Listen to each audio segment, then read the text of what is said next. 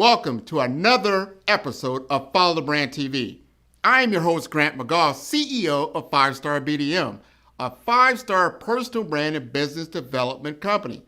I want to take you on a journey through another deep dive into the world of personal branding and business development using compelling personal stories, business conversations, and tips to improve your brand. By listening to the Follow the Brand TV series, you will differentiate yourself from the competition and build trust with prospective clients and employers. You never get a second chance to make a first impression. Make it one that will set you apart, build confidence, and reflect who you are. Building your 5-star personal brand is a great way to improve your skills and knowledge. If you have any questions for me or any of my guests, please email me at grant.mcgaugh@5starbdm.com. Now, let's begin with our next episode on the Follow the Brand TV.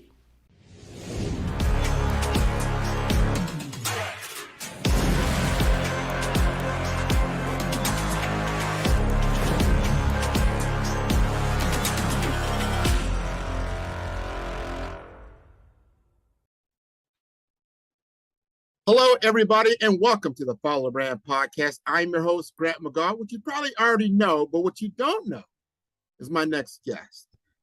Patrick Murta works in that elusive world. I say elusive because a lot of people, they engage with the healthcare system. They can see visually the provider, whether it's a doctor, it's a clinic, it's a hospital, and the like. But you don't see what's happening usually up front from a payer perspective. What's happening behind the scenes that really changes a lot of things is a very key pendulum. But from a technology perspective, this is technology and innovation.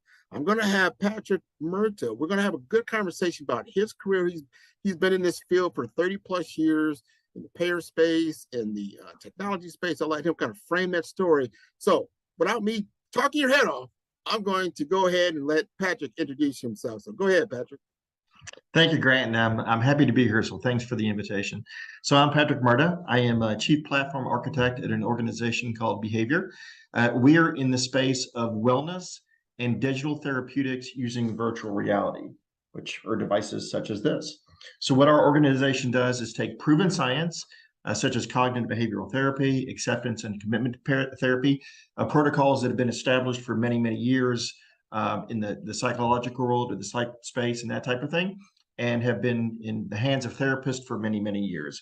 Our goal is to take those protocols and turn those into virtual reality experiences, both in the wellness space, meaning direct to consumer, but also as true digital therapeutics, which are prescribed by clinicians to either augment therapy, to replace certain therapies, or to just provide additional services that make folks healthier and happier. So that's what our organization is all about. Prior to my time at Behavior, as you noted, I did spend 23 plus years at Humana, most recently as Chief Interoperability Architect and Architect Fellow, where I was responsible for making sure that as a payer, we were connected through the healthcare ecosystem using contemporary technologies such as APIs and fire technology and those types of things to help break down some of those barriers. Because unfortunately in healthcare, as we all know, or many of us know, that there have been some organizational or industrial dysfunction, as I like to call it, historically, in which the sharing of data wasn't always what it needed to be. So my mission in life, from a payer perspective over the last 10 years there, was to make sure that payers, providers, EHR systems, population health, government agencies, and others were sharing information appropriately, so we had the right data at the right time and the right workflow for the right outcome. And I'm hoping to bring that same type of approach using APIs, again, to medical devices so that these things become active participants in the healthcare ecosystem, right? So you're putting your virtual reality headsets on, you're running your protocols, and then you're interacting with it, and it's reporting back to your provider or your payer or whoever it needs to what your experiences are. Are you getting better? Is there something we need to do proactively? So anyway, hopefully that's a good introduction. Grant, I could go on and on, but I'll pause there and see. I tell you, Patrick, first we can unpack a lot in what you just said. I mean, I see, and I look at it through lenses of different buckets, different conversation pieces we can have, right? So I want to start with where you're at now from that whole virtual reality world. I've been talking to a lot of different technologists in this world and understanding the use case. And people need to understand when people you see these words around like metaverse, you see words around virtual worlds, you see, VR. What is all that? Well, at the end of the day, it's about how that we can improve the human experience. And if we can do that through VR technology, especially if you got people with any kind of neurology disorder or any kind of other function that's in a mental realm, a behavioral realm, I think this is technology that can work. So the question comes around to you, Patrick, is that you had your brand for a long time. I mean, that we got to talk about that. I mean, interoperability is also a whole nother thing, but I want to get into that one right now. But I want to know from the career aspect, why did you leave Humana and go to this new technological realm? What attracted you to that? Yeah, no, that's a great question, Grant, and quite honestly, one that I worked through over the course of many months to make sure this was the right decision. So the basic or the appeal to me goes back to my time at Humana. We had done some great work, right? We used interoperability and utilization management systems and claims adjudication and everything to try to improve outcomes across the spectrum, right? For providers, for patients, and everything, right? And I found myself searching for what was the next big thing. What could I do, bring my skill set to bear to provide an experience for folks that otherwise may not get the care that they need, right? And so looking at my skill sets from a technology perspective, understanding the healthcare ecosystem, I've been involved for HIMSS for many, many years in the industry work and that type of thing. And one of the things that struck me, because I'm not a gamer, right? I'm not a game. I don't play games. I honestly, until I started working here, I knew what virtual reality was, but I did not own a headset.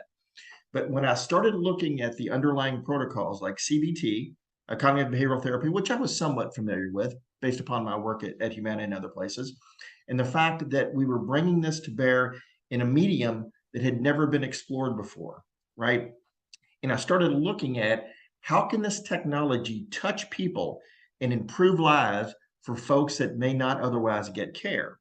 And so looking at some of the numbers, just to be transparent with you, the research shows that at any point in time, 30% of the US population is suffering from depression, anxiety, or substance abuse. That's enormous, right? With 320 million folks in the US, that is a really, really large number of folks.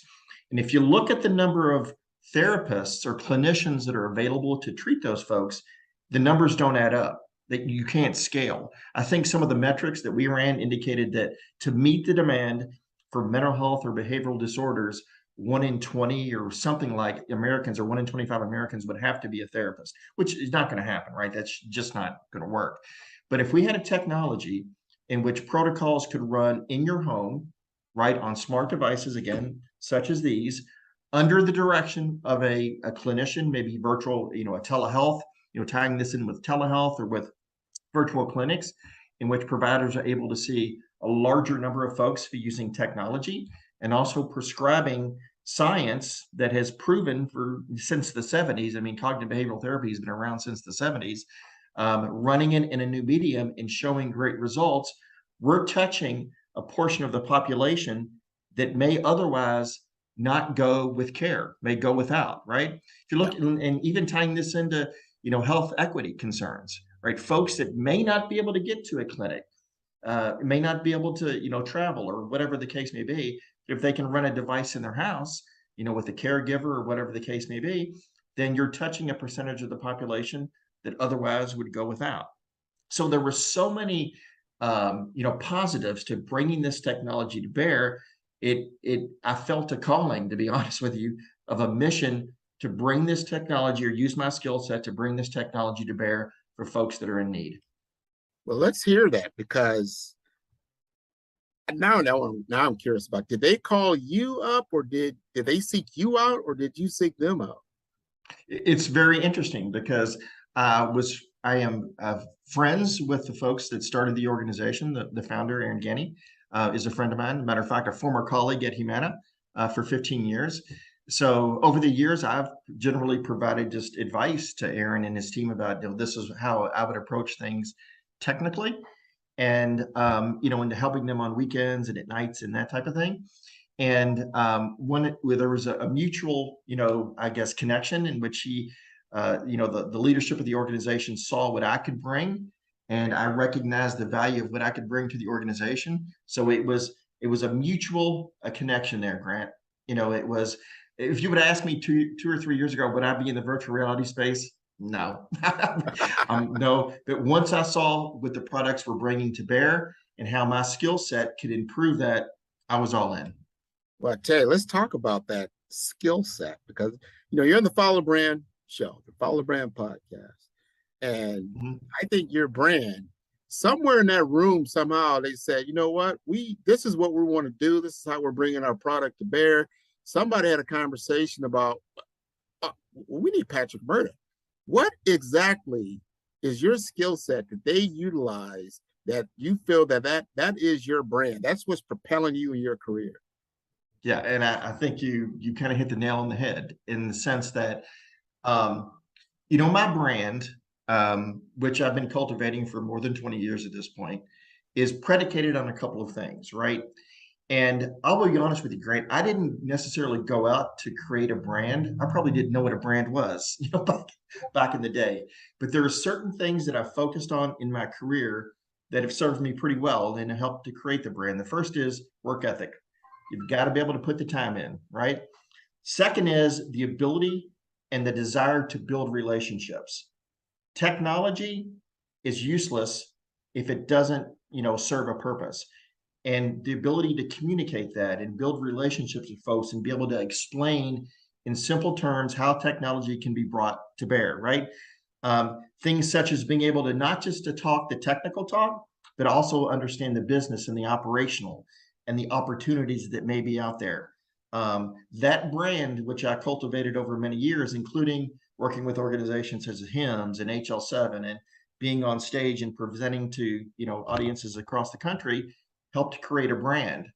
And when the folks at Behavior, including I believe some of the board members, recognize that, hey, these devices need to be part of the healthcare ecosystem, right? They can't be isolated. This can't be a device that's not connected to EHRs and to payers and others.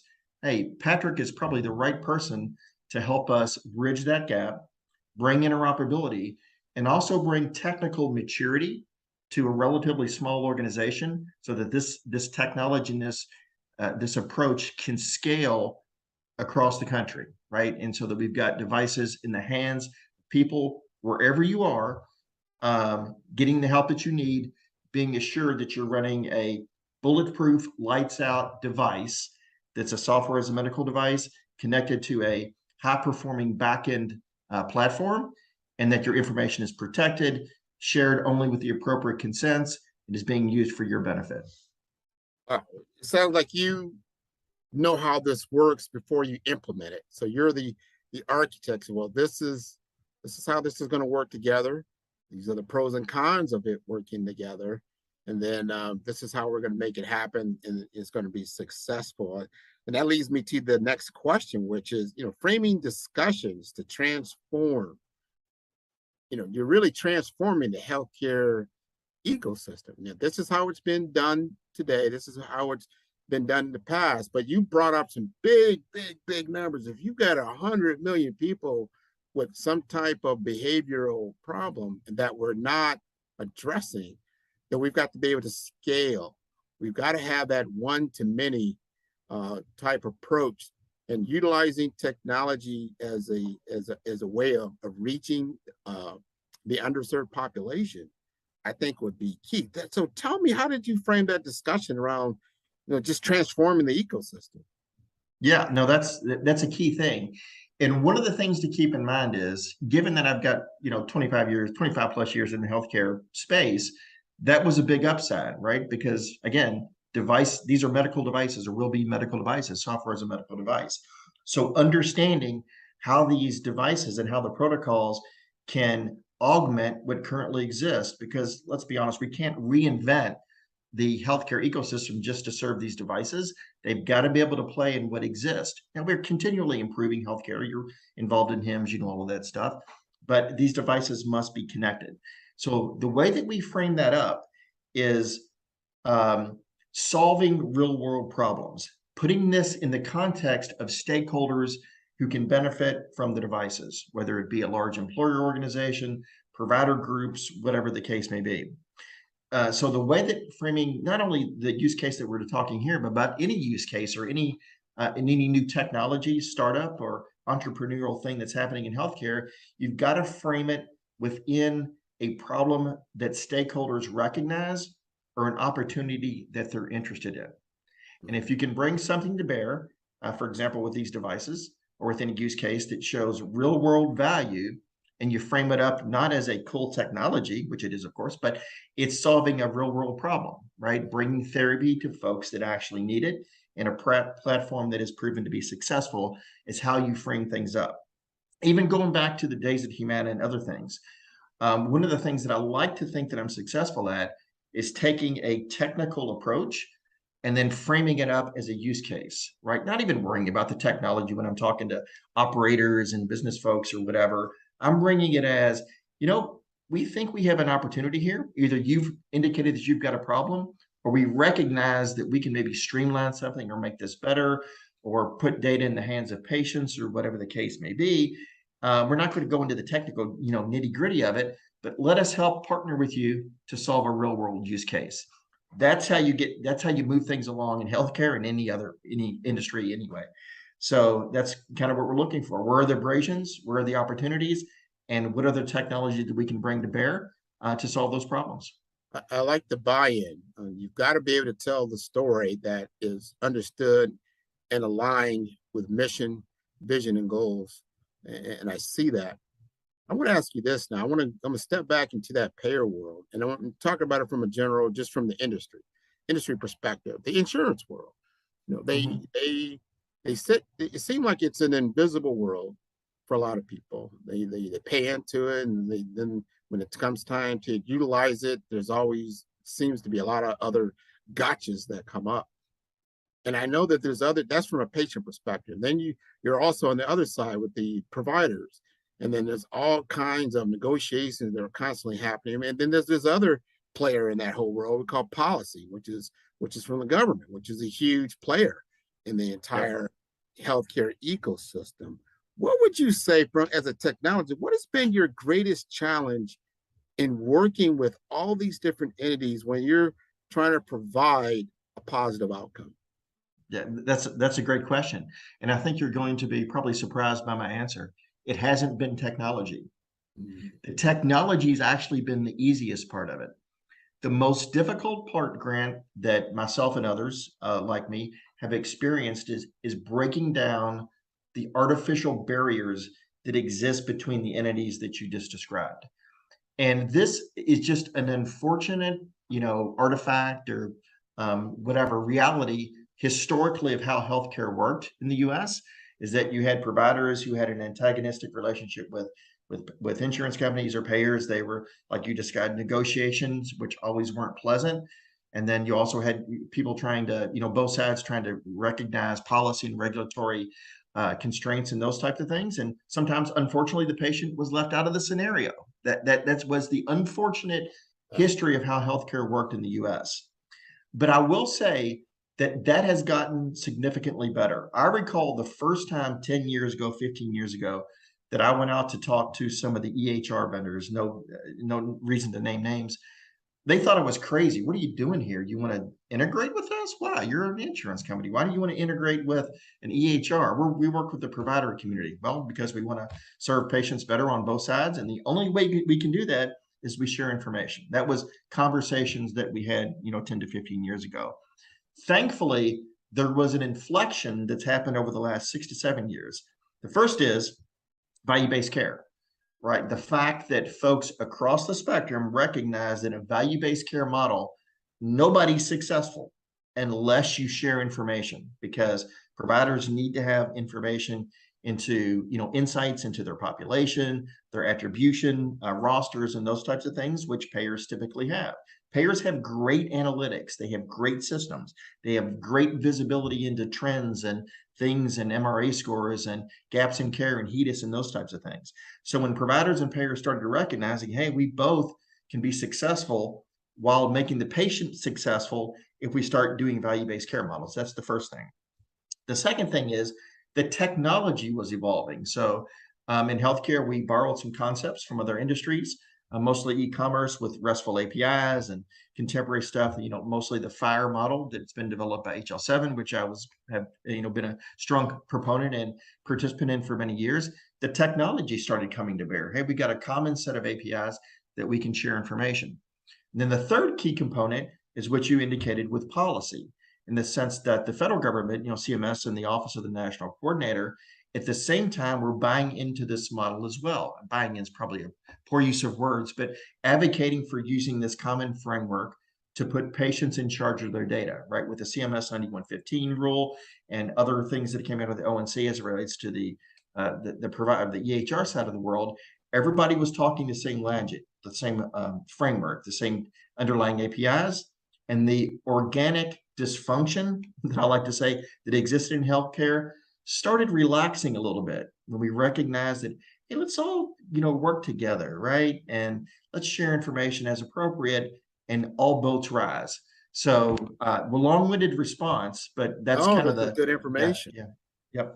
So now that leads me to my next question, because you brought it up when, you're in this VR space. And if you're in the VR space, which now is starting also to unlock this Web 3.0 space, which is blockchain, do you see an advantage of having healthcare records in the blockchain and patients having ownership of their patient information?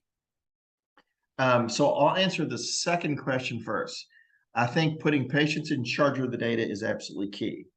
So the benefit of using, for example, a lot of stuff that came in the CMS 9115, the patient access API, I think although the adoption is still relatively low, it did move the industry in the right direction. That I as a patient could say, regardless of my insurance company or my payer or what provider or EHR that I'm using, I want my information to be shared. Not perfect, but it's certainly moving in the right direction. So engaging patients in their own care and including caregivers where appropriate is a really key component. I think the technology that exists today, blockchain exists today, but even without blockchain, there is significant progress being made. I do believe that there are certain use cases in which blockchain lends itself well to, right? And those will be something it's going to take a couple of years. But for example, eligibility verifications, in which you could store eligibility information on the chain, and then you could reference the local node to determine, if grant has coverage without necessarily going to a single endpoint on the payer side. That information can be shared on the chain. So using smart contracts and those types of things to solve certain use cases. I think that other use cases in healthcare will require more development, and that it will require more investment, more time to determine if those truly are the types of things that should run on the blockchain or on the chain, right? And so I think Web3 with blockchain under the covers will take time to develop and mature to the point where it is adopted as part of the healthcare space. I think provider rosters or provider directories are another thing that there's been some work done on, and those use cases lend themselves more to sharing or to using the Web3 blockchain type of technology. I do believe that more sophisticated use cases, such as claims adjudication and other things that require fairly complex smart contracts on blockchain and a higher level of trust, are going to take a little bit more time. So yes, there are use cases. On my platform, I am planning a blockchain adapter so that I can go from virtual reality to the chain as needed. It probably will take, I don't know that it will be implemented, in the next 6 months, but probably a little bit longer than that. But there will be certain use cases that the chain lends itself well to. It will take a while for adoption. Interesting. Yeah, yeah. And I see that 'cause we're not there yet. I had discussions earlier with a lot of other people that are involved in the, metaverse discussion, the Web 3.0 discussion, things of that nature. And they have to understand this is an evolution. The web, when it first came out, it wasn't like overnight, boom, we were ready to go. No, it was a maturation that occurred. I even remember, like you were talking about fire at HL7 in the finance world. Remember, you couldn't go to different ATMs, for a long Yeah. time. Yo, they got together and said, hey, it benefits everybody to have an agreed upon protocol that we all adhere to. And then no matter where you're at in the world, pretty much you can pull, money out of an ATM because we have that agreement. I think in the technology world, we can do that as well, because that's why we have IP protocols. That's why the internet works, because we have an agreed upon, let's say, language or code that Yeah. we all use. Somebody's using something different, you're going to be left out. So we'll see how that matures as the metaverse is built out, because that's the reiteration of the the current World Wide Web, as we used to call it, the internet, right? Yep. So let me ask you this, and we're talking about futuristic. Do you see this healthcare landscape changing in the next 2 years? And then how do you see yourself making that change? Yes. So I think we're going to see increasing acceleration of change in healthcare. I know the healthcare is typically slow to move, right? So we're not going to move as fast as e-commerce and other spaces like that. But I do feel there is a traction to positive change moving forward, right? We talked about the inflection point a second ago, Grant, with value-based care, which is really driving positive change forward. We talked about the fact that we have a technology with Fire and other types of APIs. But I also think another key component is the liberation or the democratization of data, right? In the sense that these new technologies, and especially some of the newer consent models, is unlocking data that has been, stored in silos for many, many years, right? And people, for some reason, have been reluctant to let go of that, but it's for the benefit of it's the patient's data. It's got to be made available for the benefit of the patient. So I'm thinking bringing those three things together and then overlaying the device world, right? I know I listened to your podcast with Dr. Eric, a couple of weeks ago, whatever. We talked about RPM and he talked about value-based care and those types of things. But I think one of the big things and what I'm focused on and where I plan to drive, positive change forward is how can we use devices, either, hard devices or software as medical devices to be proactive in, either recognizing conditions with patients or providing digital therapeutics. And that's where I'm focusing, right? We've got long history of providing traditional therapeutics and that type of thing. If we've got therapeutics that are digital in nature and can communicate real time to the prescribing systems or to other systems, that takes proactivity to a whole new level, right? Because you've got a therapeutic session happening, and at the end of the session, the patient is communicating with the device, maybe doing a quick assessment or taking biometric measurements or whatever the case may be, and then triangulating that with other information in the healthcare ecosystem with the EHR or the payer. That's magic, right? Because you've got so much data there that you can predict and take proactive measures with, again, these devices becoming part and parcel to care in the US. And this is where I'm focused. And so now I'm curious about adoption rate, because you got a great tech. I'm seeing it. And then how, I see you've got some hardware there. Is it strictly something that you see through like I know that's an Oculus type device? Is that your proprietary head mounted device? No. Ours runs on, we do not manufacture hardware to the point you just described. Our software is designed to run on it runs on a couple of models. The Oculus Quest 2 is our primary target right now. We do run on Pico, and we're evaluating others as well. So we have a software development kit that allows our applications to run basically on any hardware. So we want to be in the business of meeting the patients and the consumers where they are. You've got a headset, great. Our app will run in your headset unless it's something that we're not familiar with. Most of these devices run Android. We're curious to what Apple's going to present here relatively soon, but our goal is to not be specific only to a headset, nothing proprietary. We want this to be able to meet people where they are with the devices that they already have or with a device that can be provided to them.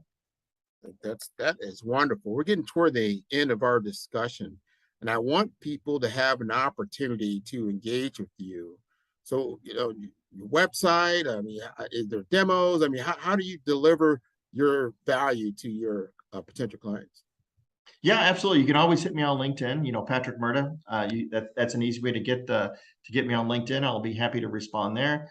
You can go to behavior.com. We spell our name a little bit strangely. It's BEHAVR.com. We're very creative at behavior. It's pronounced behavior, but it sounds like behavior.com. And there's contact us right on the webpage. Feel free to click that. Either one is completely valid, and we'll get back to you as soon as we can. Well, this has been wonderful. And before I leave, is there any other thing, as you know, have you alluded to, the only damn thing we didn't get to is how you became who you are, which I think we know now. You're very intelligent. But is there any one thing you like to leave our audience to help them on their journey, whether they need this device or they want to know more about it, or they're talking about interoperability, and this has been an issue on the table? What would you like to leave the audience with? Yeah, so I would like to leave the audience with, really a couple of things. Is if you feel like you could benefit from this type of engagement, reach out to us, right? Or whatever, and we can get you in touch with the most appropriate mechanism for getting this. A lot of these products are in development, are moving along, so it's still an evolving space here. But do what you need to do for yourself to be healthy and happy. Be in charge of your health, right? Be yourself, be authentic, be present, and do what you need to become your best authentic self. And if these devices can help you, all the better. Well, I thank you for helping us, Patrick. This has been wonderful. Love the discussion. Thank you for participating in with HIMSS as well on Follow the Brand. And I encourage everyone within Behavior and your network to follow the brand. You can follow us at www.5starbdm, and that is B for brand, B for development, and infomasters.com. This has been wonderful. And so thank you very much, Patrick, and we will see you at another time. Thank you, Grant. I appreciate it, and have a great evening. You too. Follow the Brand TV broadcast host, Grant McGaugh, as he visits with top executives and entrepreneurs to find out their secrets of success with their personal brand. Follow the Brand TV broadcast host as he focuses on brand development to build better relationships, bring value to your business, relationships, and career. You will enjoy listening to each episode that is tailored to speak to you directly. If you're looking for this type of clarity in terms of building your brand, you have tuned into the right station. Each episode will help you to shape a conversation in the 5-Star BDM network of 20,000 professionals and become a springboard for your corporate engagement and business opportunities. Each guest will frame their story in the areas of personal branding, business development, career development, financial empowerment, and technology innovation. Grant McGaugh explains why he is the CEO and owner of his own professional career. Grant is an accomplished business leader and entrepreneur who wants to give back to individuals to grow their personal brand strategy. Tune in as he weaves his story about new possibilities, while to you exceed expectations. If you love storytelling, this show will make for fun.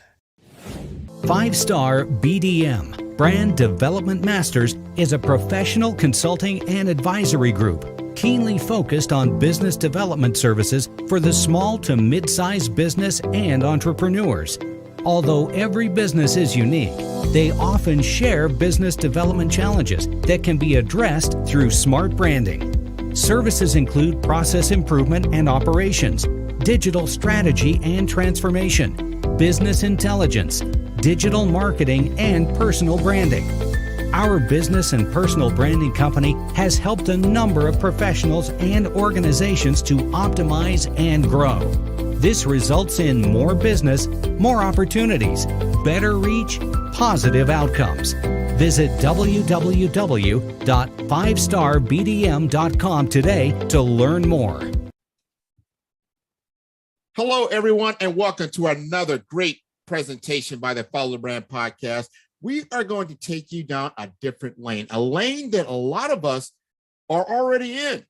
How many of you have had to do a digital presentation or a hybrid presentation or a presentation in front of a live audience and you just weren't sure how to do that? You know, you just didn't have the professional training that would allow you to be animate, to allow you to be comfortable, allow you to actually ignite and excite your audience. So today we're going to have Paul Kreiter talk to us about what he's doing, the technology that he's involved in, and how he can be impactful for our audience. So without further ado, Mr. Paul Kreiter. Hey, hello, everybody. Can you see me? Can you hear me? Isn't that what we say these days? Can you see me? Can you hear me? Can you see me? Can you hear me? Right. It's really great to be here. I really appreciate being on today. Well, Paul, it's been a pleasure interacting with you here in 2022. We've had some good conversations. You've showed me some things that you're doing. And I said, man, you know, I know a lot of different salespeople. I know a lot of different entrepreneurs, and all of them, because I've seen do their presentations online, kind of struggle a little bit when it comes to how you can present yourself in the most impactful way to get your message across. So tell me about what you're doing. Sure. So I'm a presentation coach. I also call myself a creative director. And what I do is I work with folks who are in sales. These are people who are pitching products or services or ideas, or the leaders of those companies, that's sort of the face of those companies. And I really help them move away from what I call like a status quo approach to sharing information, which is more like information dropping as opposed to really creating a relationship with their audience. I have a method that I use when I help people, when I consult with people who, by the way, I should say, everyone knows what they're doing in terms of their content. Everyone is an expert. And I am so amazed with how knowledgeable people are of the expertise in their, whether it's technical tech software or real estate or financial products and services. Everyone knows the knowledge, but it's how they connect the knowledge with their audience, which is where we see some gaps. So my job is to come in and say, I'm so happy you know your stuff. Now let's craft an experience for your audience. So not only do you know their stuff, but now you know that you have a client forever. And that kind of memorable imprint is what we're looking for when we're in front of clients. Well, coaching, I mean, you know, you don't get to be a professional athlete without coaching. Somebody has to allow you to expand into all of your abilities and capabilities. And speaking is no different. Exactly. And it doesn't mean you need to be a professional speaker, but a lot of us will be called on to do a presentation, you know, whether it's in a boardroom, whether it's online in a webinar, and you want to be able to present your best self. Now, you showed me some tools that I was impressed with, like, hey, Grant, have you ever just, you know, done it could be like, you know, a PowerPoint type presentation, but you've done it like on Prezi, but now the interaction between you as the speaker, which is the main focal point, and your content is now in a parallel. I don't know how to describe that. Help me describe that. Sure. So the best way of thinking about it is, okay, I help people understand that you're not just a presenter, you're a performer.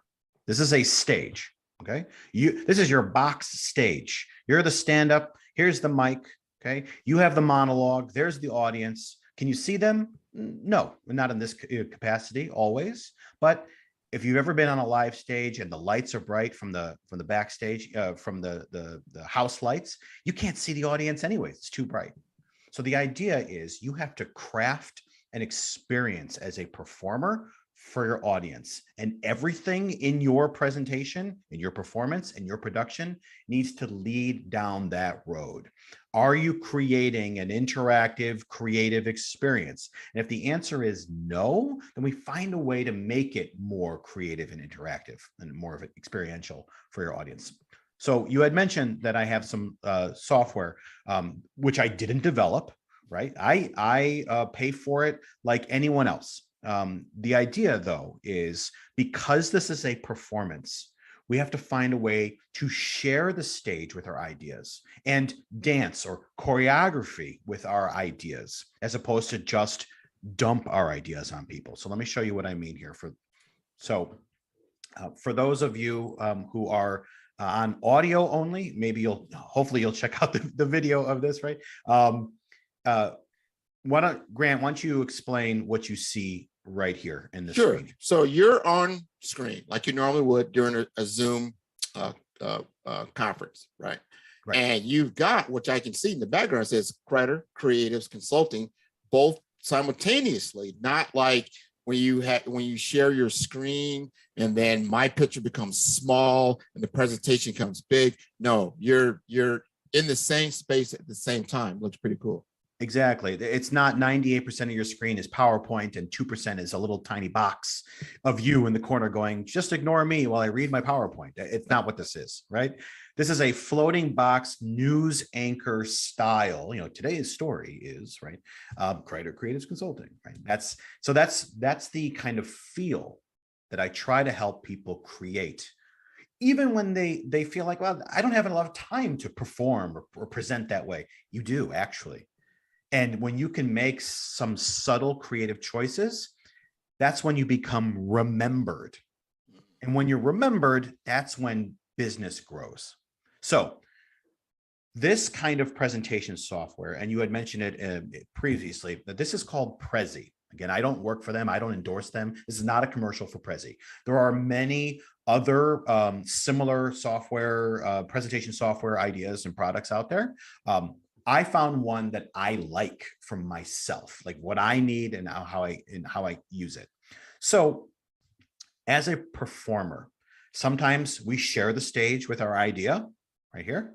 And sometimes the idea becomes more important than us. Tell me what you see now, Grant. Aha. So now you were able to toggle and make the Krieter Creatives Consulting slide come to the forefront as you faded into the back, because that is the focal point, right? Exactly. I'm not even on screen right now.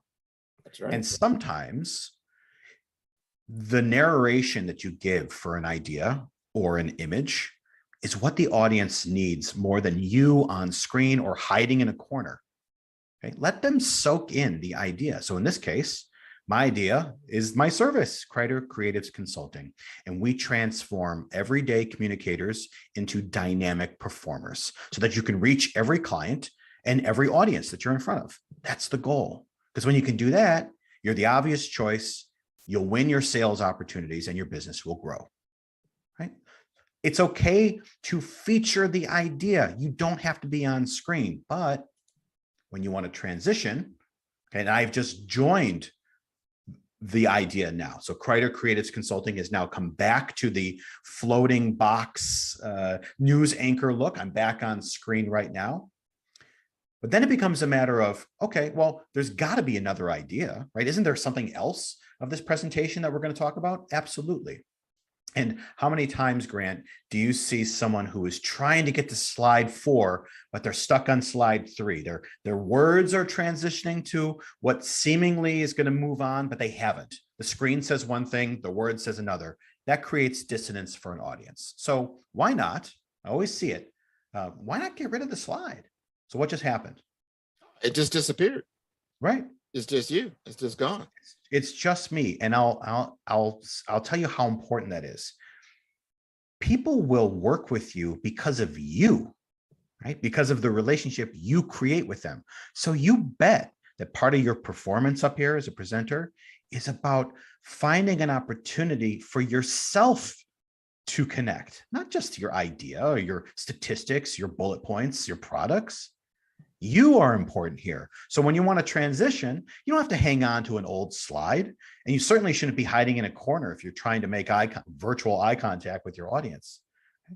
Take center stage, let the ideas go backstage for a second until you're ready to transition.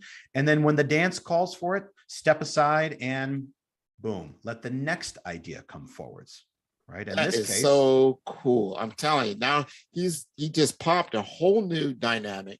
It says building the sandwich with artisan storytelling. I know there's a story in there. Artisan storytelling. Right. Oh, artisan. I'll take that. Yeah. And so same word, comes from the same place. The idea is that it's a crafted experience, just like when you walk into your favorite deli and they put together your triple decking, cheesy, meaty, sweet, salty, crunchy, delicious concoction of a sandwich, which is what I have on screen right here, which I can emphasize. I have now taken myself off camera and I've put the sandwich front and center to make everyone's mouths water. It's only 10:22 here in Chicago, not quite lunchtime yet. But the idea is, when you can look at this perfectly layered, colorful, vibrant looking, intentional crafted sandwich, that those chefs, those bakers, those cooks, those artisan food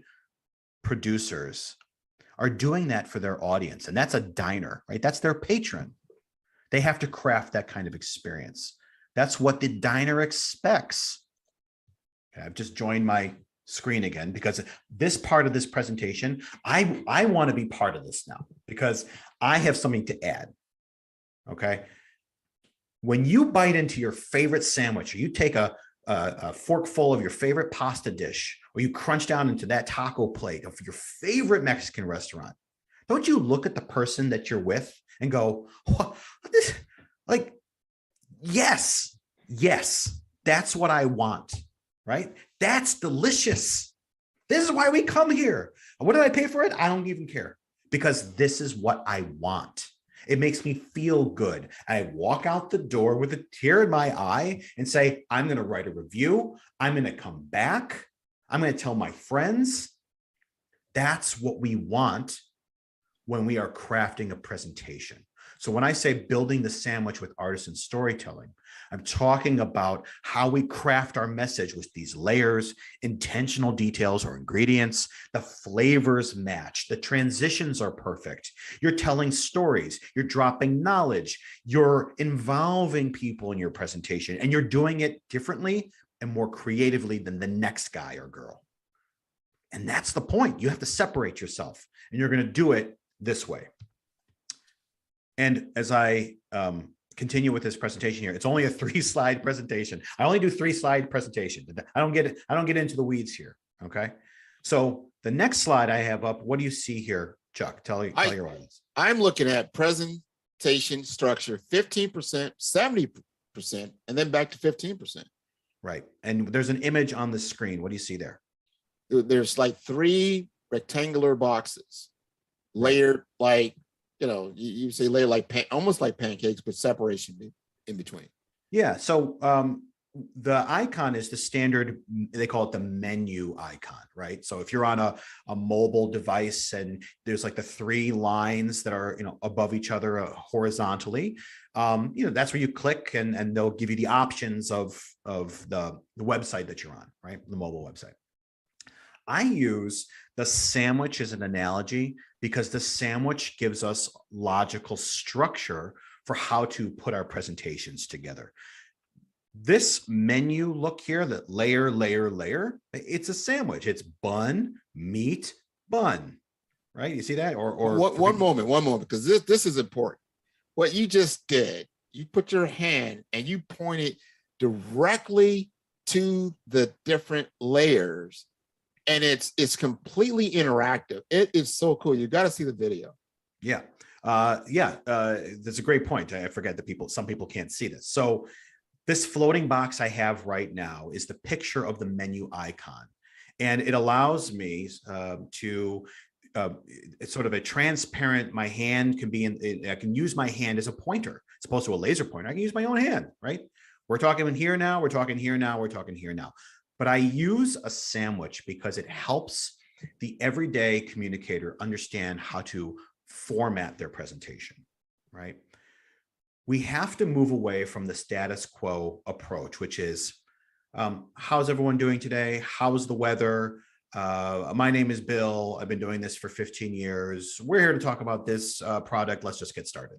Okay. That's how Bill wants to do his intro. And Bill does that intro all the time, every time. And he's been doing it the same way for 15 years. Well, Bill has missed an opportunity to make an emphatic connection with his audience. So that's usually the first point that I start with when I work with people is, well, how much time are you spending with your introduction? How are you getting these people literally wetting their palate for the content you're going to deliver to them? What are you doing there? Bill is filling the time, right? Bill's filling the time so that he can start dropping his knowledge in a way that he wants to, right? It's very little emphasis on what these people who are listening to Bill, whether live or in a virtual capacity, Bill's not really thinking about that. Bill does it the way Bill does it, and he's been doing it forever, and that's just kind of the way he wants to do it. Now, even Bill's successful, and that's great, but it's a linear approach, and we're trying to grow, right? So if you're good at what you do, that's phenomenal, but your company probably wants you to be great, and you probably want to be great. Dare I say it, be the best, right? So why aren't we doing things a little differently? So when we're in an introduction, you had mentioned, you saw down here, 15%, 70%, 15%. I help people understand that 15% of your presentation needs to be up here in your introduction. Now, if you have an hour to work with, Chuck, that's 9 minutes. That's a little more than how's the weather, how's the drive, let's just get started. I mean, that was 5 seconds. What are you going to do for 9 minutes? And, well, I don't know if I want to spend it. Oh, you bet you spend 9 minutes there. What do you got to talk about? How about a journal article that company just wrote? How about something on their social media post that made you, raise your eyes? Maybe you talk about the last meeting you had. Your capabilities call went well. You're moving on to the next section here with them. Talk about some of the highlights of the last meeting. 9 minutes flies by. Maybe, God forbid, you even spark discussion so that people are like, yeah, I'm listening. So they're sinking their teeth into your delicious sandwich. Now, I like how you put that first 9 minutes. And I've been telling even myself that you've got maybe 8 seconds to grab attention because people are all over the place. Absolutely. With distractions. So you've got to hit this. So if you hit them with the usual, they're going to do what they usually do, tune out. No, so I like that. To your point, right? I'm only 9 minutes is only for an hour presentation, and the number goes down, if it's a 30-minute presentation, if it's a 15-minute presentation, no matter how much time you have, you need to devote at least 15% of that time towards your introduction. Maybe it's only 2 minutes. Maybe it's a minute and a half, but spend that time to create connection. And I don't know how to do that. I've never really, that's what a coach is for. That's what a consultant is for, is to help you find those connection points, right? Then we get into the 70% of your time. Again, with the hour, it's just easy math for me. That's 42 minutes. Oh yeah. Spend 45 minutes talking about your ideas, your services, your expertise. I agree 100%. That's where it should be, right? 42 minutes of that hour, 70% of your time. Absolutely. Okay. And then there's the conclusion. Now the conclusion, let's remind us of that sandwich moment, right? I'll pull the sandwich back up to make us all hungry again. Okay. That's the tear in your eye, walk out of there on cloud 9 moment, because this thing was so delicious. It made you feel a certain way, right? That's the conclusion. That's the conclusion. The conclusion is not, now that I've spoken for 58.5 minutes, does anyone have any questions? That's not a conclusion. That's filler. Okay. We're trying to get away from filler. Now, before I get into, people will always ask, well, what do you do with you just get rid of Q&A? No. I'll tell you where that goes in a second. But your conclusion, that final 9 minutes, if you're working with an hour, okay, that final 15% is about leaving them on a cloud nine call to action catalyst moment, inspiring them out the door, right? Leaving them with that lasting impact. That's what people will remember. Sure, they'll remember your information, your products and your expertise, right? But you can always send a one pager later, right? A PDF. Here it is. Here's what we talked about for this in the content of this presentation. Here, I've summarized it for you. Did you remember me though? And if the answer is yes, that's where you win. And if it's like, no, I mean, some guy named Jim or something, I don't know. Oh, Bob, Bill. I don't what what does it cost? I don't know. Whatever. What does this cost? Right? We want to avoid that. Yeah. Okay. Yeah. So intro, conclusion. Okay. That 30% of your presentation is all about creating a connection and leaving people with an action thing to think about. The content, now, in my opinion, that's where you start your interactive Q&A opportunities, right? So let's say you're talking about a specific a piece of hardware that goes into someone's kitchen, a refrigerator, okay? You want to talk about the materials of the refrigerator. That's part one. You want to talk about its functions. It's got a touch screen and it tells you when your filters need to be replaced. That's content number two. Content number three is about the different kind of rebates and pricing options and warranties that you can get with this product, right? 1, 2, and 3. Don't you think that after you talk in great detail about number one, that someone's going to have a question after you've talked about part one? Well, yeah. So why not stop before you go on to number two? Flip the slide and say, so I just got done giving you a whole lot of information about this particular spec of this refrigerator or whatever, okay, whatever you're selling, this SaaS technology, whatever. A common question that I get is state question. Answer that question. And I answer that question by, and usually we see this and that and so and so. Did anyone else out there have a similar question? Bill, Jerry, Steve, Mary. Yes, I was thinking the same thing. And I have a follow-up question. How does a mini discussion starts? Right?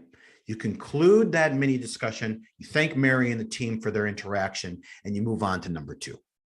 After you've concluded number two, start the process again. Pose a question, answer the question, see if anyone else wants to jump on board, interact, create a moment, go with the moment, conclude the moment. So, Paul, I have a question. Sure. Got a question. What happens when you stop in that 70% and you invite question, and then it starts drawing up more time than you were allotting? What happens then? Right. Well, that's a pre-planned question. So if you, again, I'm just sticking with the 60-minute presentation is just because the math works. Okay. But if 70% of your time and 42 minutes of that time, I'll just do the calculation right now. Okay. So 42 divided by 3. Let's say you have 3 different items to cover in your 42 minutes. That leaves 14 minutes per each piece of content. So in your head, prior to that experience, knowing that you could wrap people up in a nice discussion, okay, plan to cover the details in 10 minutes and spend the next 4 doing Q&A. Right? Or break it up 7 and 7. So you can pre-plan for those kinds of, I didn't expect it to go this way. Well, actually you can plan for that. And you can also politely say, this discussion could go on all day. And in fact, okay, I'm available all day to get back into this. But there are some things that we talked about in this discussion that I am going to cover in point 2. Can we go? Is it okay if we go there? Nice transition. Right. Yeah. And you go there. And that transition, let's go back to the sandwich analogy for a second. That's like, the olive oil that's dripping from the bread, it's that sweet and salty. It just kind of runs through everything, right? It kind of brings you from the veggies to the meat to the cheese, right? That's the transition line, right? That's that flavor line that's strung throughout. And that's what will bring you out of the meaty, conversation that you're having. And that will get you to the next section, right? Find a way. And that just comes with being a little creative, experimenting a little bit while you're practicing. And of course, practice, right? So after you've concluded your content section, you've gotten through every bit of the important pieces, you've had your robust discussions. Maybe you haven't had a robust discussion. That's okay too. Okay. But before you get into your conclusion, okay, this goes back to you. Well, what happens what if there's more, what if the conversation wants to keep going? Before you transition into your conclusion, while you're still concluding your content, that's when you throw up a slide that says, this is who I am. This is my contact information. Okay. Thank you for being so interactive with me and listening to this material. Right? I really hope that you've learned a lot. And if you need more information or if you have more questions, I'm right here, right? Contact me here. I'm going to send everyone a one-pager about all the intricacies of this product. Send it to you. Okay. I promise. But before we go, folks, I wanted to leave you with this conclusion, right? That's how we restructure a presentation to take on more of a performer's experience, give the audience something, a lasting impression. That is the crux of what I do, Grant. I tell you, Paul, I'm already enamored. You just did a presentation. You put on a show by talking about presentations, and you had my complete attention. And I love the way you structured it, because I think about how many times have I sat through a presentation and had that type of interaction, and my hand is not going up a lot. Your hand's probably gone. Oh, without question. You've got to have clarity. You've got to have focus, and you must be confident in how you're communicating. I appreciate everything that you have shared today, Paul. I want to encourage the audience to tune into all the episodes on Follow the Brand at www.5starbdm. That's B for brand, D for development, and M for masters.com. Until next time, you take care, Paul. Bye. It was great to be here. Thanks, Grant. Likewise.